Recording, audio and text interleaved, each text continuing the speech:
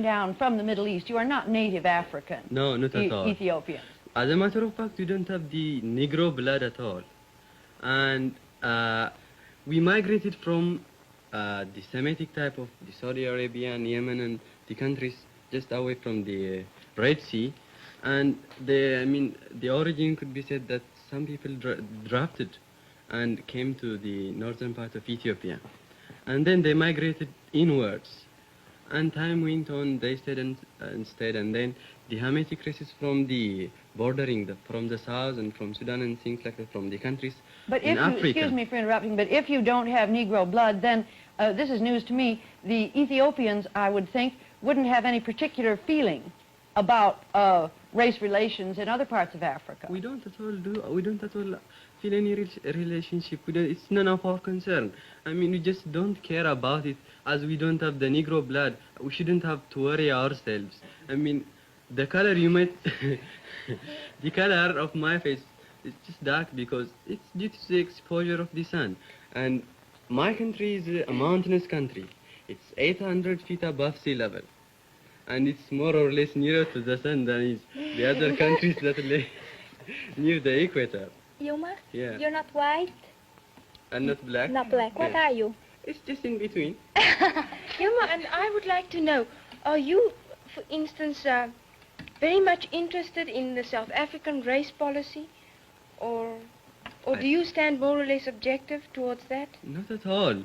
We wish you would do things fairly. I mean, you don't treat the native South Africans as you do right now.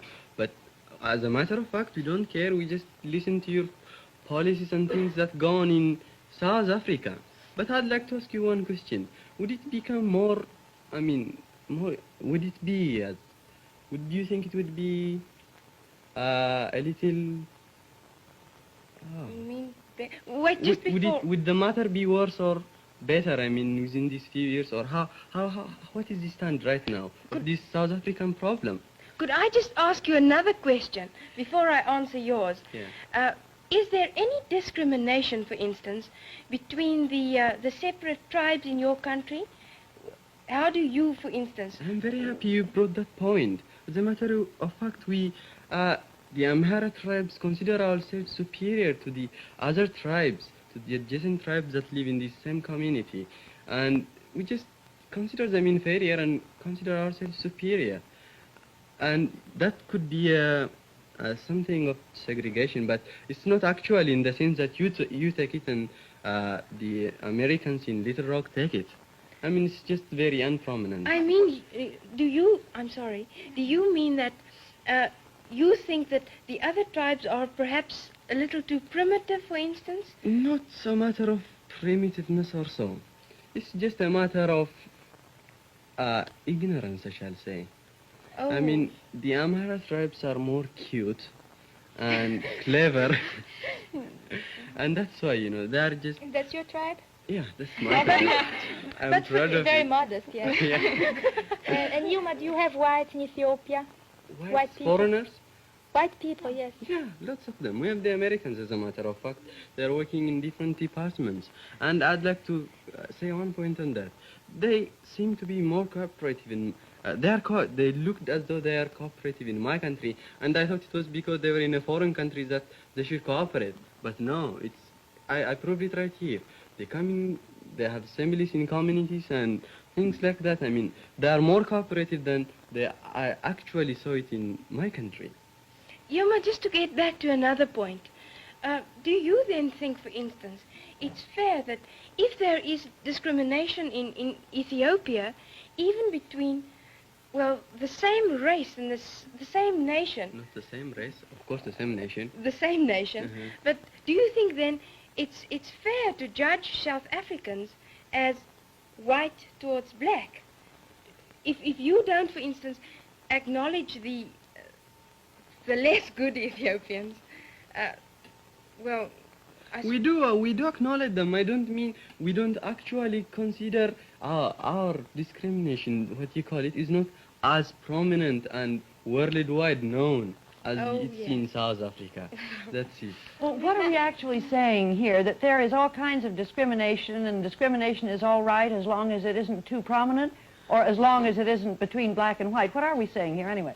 No, it's like this. She said, do you think the discriminations in your country is good, or the discrimination, the segregation Excuse me, let's hear from Susie on this, because Brazil's got a special point of view, I'm sure. No, what they wanted to say is that he was telling her that she has discrimination. She's telling him he has... segregation, not I'm discrimination. sorry, segregation.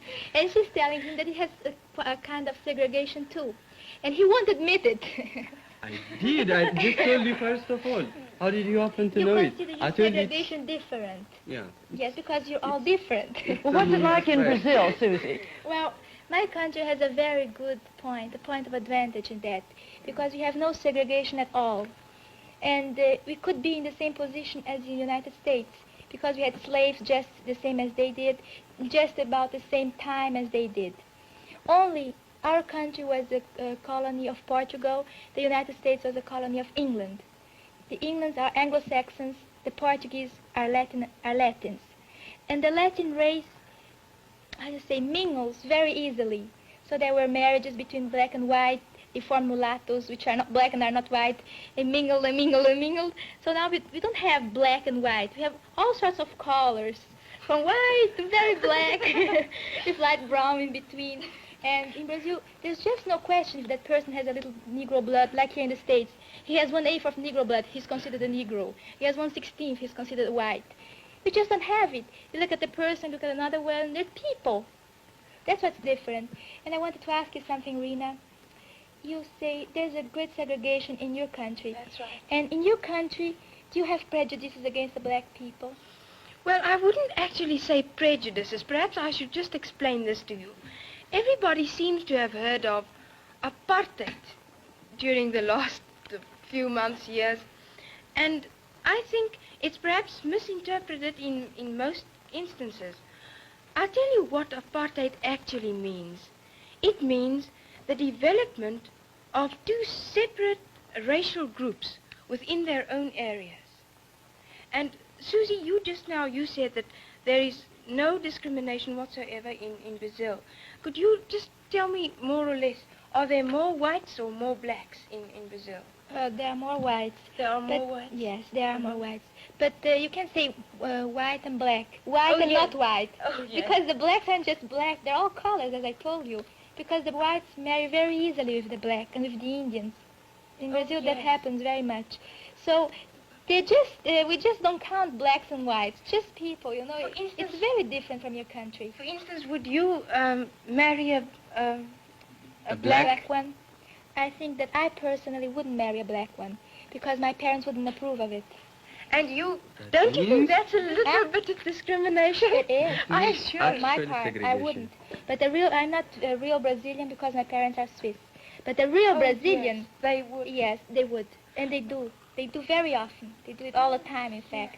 Yes, there's really no discrimination in this. But now, let me come back to the question. You Fine. said you have a kind of prejudice in your country. Do you have it here? Do you feel any prejudice against a black person here? Do you feel kind of awkward? Oh, no, not in the least. For instance, I think that integration in America is perfectly right. And I think it should be done. And therefore I approve of it. But I just don't see how integration would work in South Africa, at least not for the present. For in South Africa, it's 3 million whites against 12 million. Whilst in America, it's altogether different. And I'm quite assured that the present policy that we follow is going to be the solution of the problem at last. Actually, I hope Could so. you imagine the Brazilian problem having been solved like that? No, it Why not? it won't ever work. Because people are people. They can't be separated. You stay here, you stay here. You are white, you are black. You can't. Are you God to judge what they have to do, where they have to stay? You have to go in those schools, they have to go in those schools. You marry with this one, she marries that one. No. No, it's not a question of who is God and who's going to judge, but it's a civilization against a civilization. After all, it is it is the white South Africans that have built up South Africa to where it is With the now. help of whom? With the help of the other, but with Who the did the heavy supervision. work? With the The black. supervision of the... It has to be so excited, you know. Oh yes, perhaps it should, but I don't know. After all, it's not fair to think that South Africans should just quit all their good work right here. For instance, I couldn't tell what is going to happen in future, but I think for the present time, there is no other solution. For what would you think? Well, I think that people have a right to live as they want to. I think you can't put a barrier between people. Let them go and do as they wish to. If they want to go to your schools, let them. If they don't want to, okay. I'm sorry, our time's up, and you're just beginning to get into the interesting part of the discussion. It's a good note to end on that you gave us, Susie. People are people. In a brief summary, I think I've learned a couple of things tonight. I've learned a little bit more about Ethiopians' racial background. I've learned something about schools in Europe these days and the fact that they don't teach current history. We may do a little more talking about schools. I think I should say, too, that our purpose is not so much to tackle a single subject exhaustively and reach conclusions. Maybe at the end of 3 months we'll just have a few tentative conclusions of the world we want. Our purpose is rather to give you some of the fun and maybe a little of the excitement that comes when this group of young people from all over the world get together and try to get to know each other. Our time's up, and so we have to say goodbye until this same time.